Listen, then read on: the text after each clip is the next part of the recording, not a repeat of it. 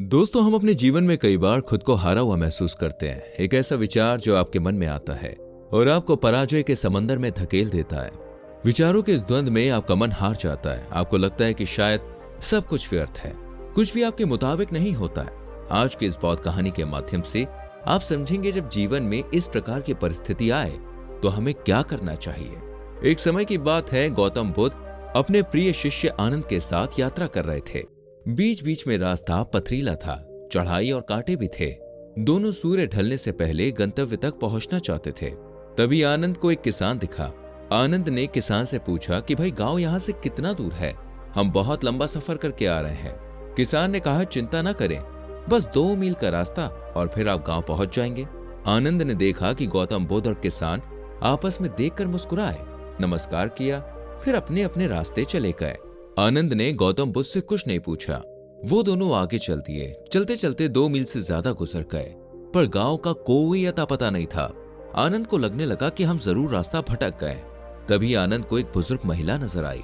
आनंद ने पूछा, माता जी, गांव का रास्ता और कितना दूर है? वो उम्रदराज महिला बोली, यहाँ से 2 मील भी नहीं है बेटा, आप लोग पहुंच ही गए समझो। फिर एक बार गौतम बुद्ध और महिला एक दूसरे को देखकर मुस्कुराने लगे। आनंद को मंद मुस्कुराहट का मतलब समझ नहीं आया, लेकिन अब भी उसने कुछ नहीं पूछा। चलते चलते 2 मील और निकल गए, पर कोई गांव नहीं आता। अब तो आनंद को लगता था कि हम लोग रास्ता भटक गए हैं। आनंद रुककर फिर एक आदमी से पूछता है और फिर वही जवाब मिलता है, ज्यादा दूर नहीं, बस आप पहुंच ही गए। तीसरी बार भी गौतम बुद्ध और उस आदमी के चेहरे पर मुस्कान थी।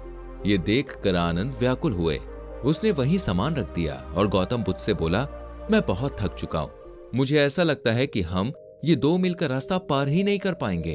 आनंद थोड़े संकोच के बाद गौतम बुद्ध से बोले, मुझे आपके साथ रहते हुए काफी वर्ष हो गए और मुझे अच्छे से पता है कि आपसे गैर जरूरी सवाल नहीं पूछना, पर मैं आपसे विनती करता हूं कि मेरे एक सवाल का जवाब दीजिए। गौतम बुद्ध ने कहा, तुम्हारे मन में जो है वो पूछ लो।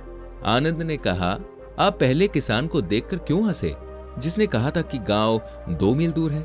फिर आप उस महिला की तरफ देखकर हंसे, जिसने कहा था कि अभी रास्ता 2 मील भी नहीं बचा, और फिर तीसरे व्यक्ति की तरफ भी आप देखकर मुस्कुराए। इन सब बातों का क्या मतलब है?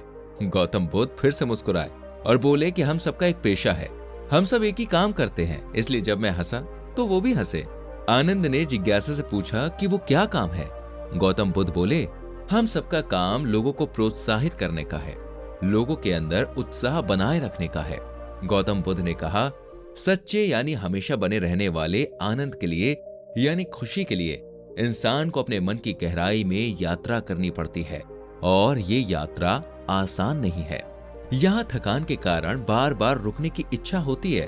थकान इसलिए क्योंकि हर पल इंसान को दुख देने वाली वासनाओं और डिस्ट्रक्शन को पार करना पड़ता है, बार बार कोशिश करनी पड़ती है, तब जाकर इंसान शक्ति और आनंद का हकदार बनता है। इसलिए दृढ़ता के साथ चलते रहो।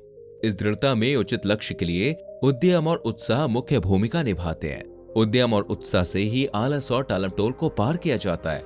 तुम्हारा उत्साह ना टूटे, इसलिए उन लोगों ने कहा कि बस 2 मील का रास्ता रह गया है। आनंद, 2 मील करते करते तुम कब 200 मील का रास्ता तय कर लोगे, तुम्हें खुद नहीं मालूम पड़ेगा। आनंद ने कहा, तो क्या उन लोगों ने हमसे झूठ बोला? गौतम बुद्ध ने कहा, आनंद, ये बहुत गहरी बात है, देखो इसे ध्यान से समझना। जैसे उन लोगों ने किया, हमें भी वैसे ही जीवन में एक दूसरे का हौसला बढ़ाना है। ये झूठ बोलना बिल्कुल भी नहीं है। जब आपको दिख रहा है कि आगे का रास्ता बहुत लंबा और मुश्किल है और राही काफी समय से इस मुश्किल रास्ते पर चलता आ रहा है, तब आप उन्हें ये नहीं बताएं कि रास्ता लंबा है, बस उन्हें इतना कहे कि थोड़ा सा और चले और आप मंजिल पर पहुंच जाएंगे। ये उनसे झूठ बोलना नहीं है, ये उनका हौसला बढ़ाना है। ये विश्वास करना है अपने ऊपर और दूसरे इंसान के ऊपर। ऐसा करने से हम सबकी जिंदगी बेहतर हो जाएगी, क्योंकि लगन के साथ काम करते रहने से, धैर्य के साथ काम करते रहने से और दृढ़ता के साथ काम करते रहने से सफलता जो है वो पक्की हो जाती है। तो दोस्तों, आज की कहानी यही थी। आपको कैसी लगी हमें प्लीज कमेंट करके बताइएगा। अच्छी लगी हो तो लाइक और शेयर करें, जिससे और लोग भी मोटिवेट हो अपने जीवन में। आने वाली कहानियों को देखने के लिए चैनल को सब्सक्राइब करके बेल आइकॉन प्रेस करें, जिससे आने वाली कहानी आपसे मिस ना हो। मिलेंगे अगली कहानी में। Bye bye.